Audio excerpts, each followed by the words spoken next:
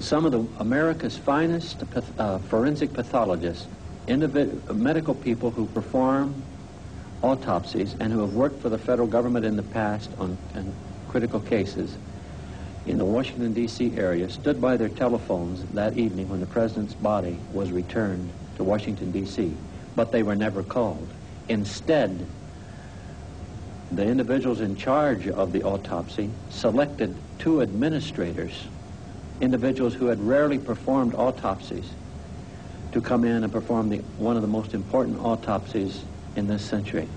I don't hesitate in criticizing, not because criticism of the autopsy puts the lie to the Warren Commission reports. I've seen many ridiculously incompetent, inadequate, woefully incomplete medical legal autopsies over 25 years of consultation in death cases throughout the country. And I must say that in many of the instances it doesn't wind up making much difference because the basics may be there. In this case, however, the lack of competence, the lack of thoroughness, the lack of precision of the autopsy all enable us to demonstrate that the Warren Commission's conclusions are inaccurate. I would say, without exaggerating, that this was one of the worst medical legal autopsies that I've ever seen. The president got an autopsy that wouldn't have been acceptable for a Bowery bum. But Oswald got an autopsy fitting of a president. There aren't real questions about Oswald's autopsy, and there were nothing but questions about the president's autopsy. L'emplacement exact de la blessure postérieure est également sujet à controverse. Sur ce croquis, établi selon les indications des médecins légistes, elle se trouve à la base du cou, ce qui permet de soutenir l'hypothèse de la balle unique, puisque le projectile doit obligatoirement être entré à un point situé au-dessus du niveau de la gorge pour avoir une trajectoire lui permettant ensuite de frapper le gouverneur Connolly un peu en dessous de l'aisselle droite. Un certain nombre d'éléments contredisent cependant cette version et situent la blessure beaucoup plus bas, non pas sur le cou, mais dans le dos de Kennedy. In any investigation of this kind, in any investigation of a homicide, one of the most important pieces of evidence is the death certificate. What the certificate of death, signed by the president's own physician, says, with no ifs and buts, is that the president was shot at the level of a 3rd thoracic vertebra.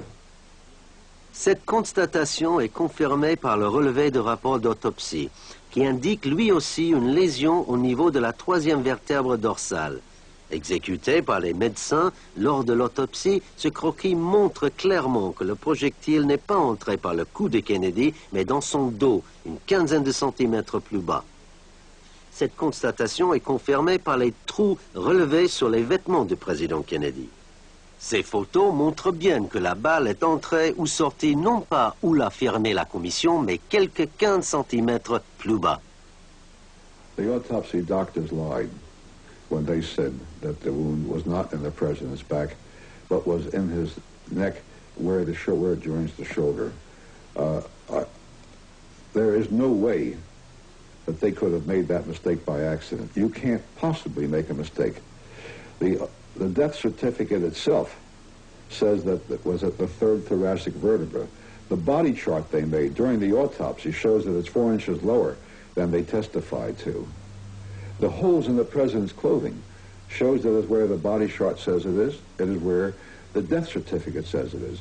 There is no evidence that the bullet was not in the president's back, and there is no way they could have made that mistake innocently.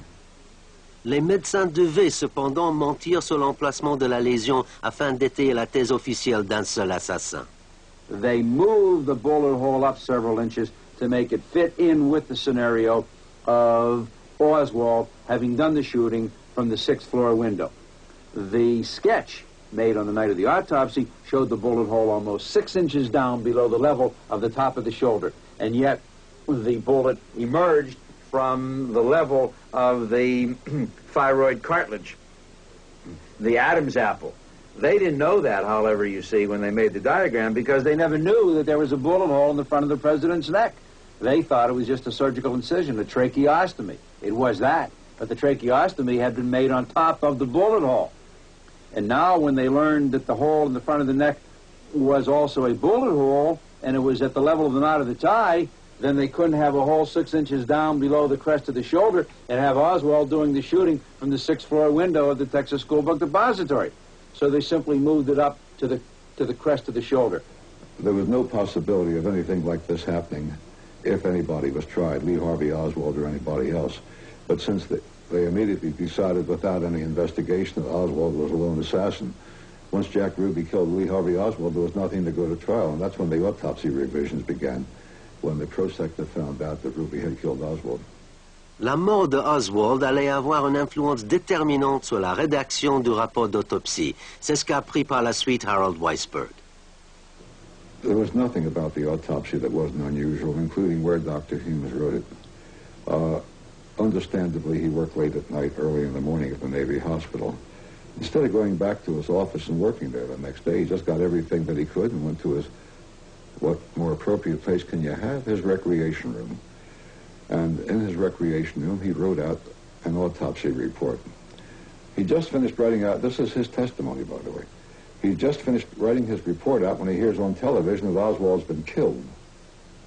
Well, you might ask, what difference does that make to his report? There's only one sense in which he can make a difference. And that is, he knows very well there's not going to be any trial of Lee Harvey Oswald. He's dead. So Dr. Humes said he rewrote the autopsy and burned the original draft. Le fait que le docteur Humes ait fait disparaître la première version de son rapport, fait reconnu et certifié par le médecin personnel de Kennedy, ne suscita aucun commentaire de la part de la commission Warren.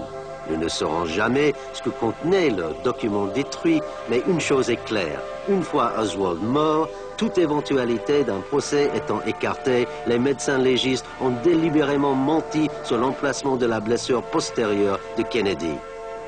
Or, une telle falsification était absolument nécessaire si l'on voulait accréditer la thèse selon laquelle Oswald avait agi seul.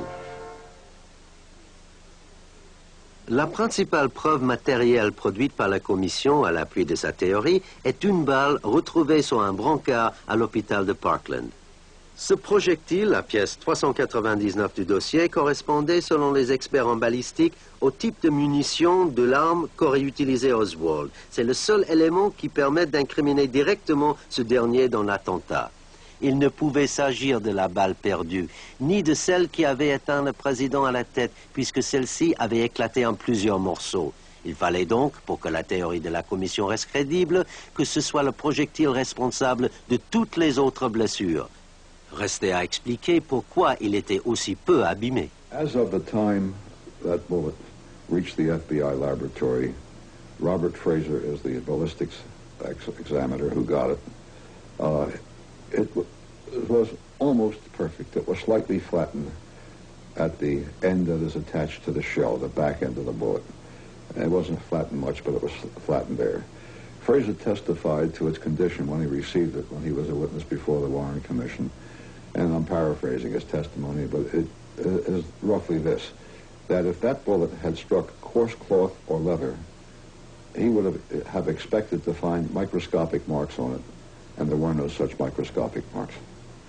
Now, I'm not trying to palm myself off as an FBI expert, but I was a soldier. I fired pistols, I fired rifles, I had my own, I fired them.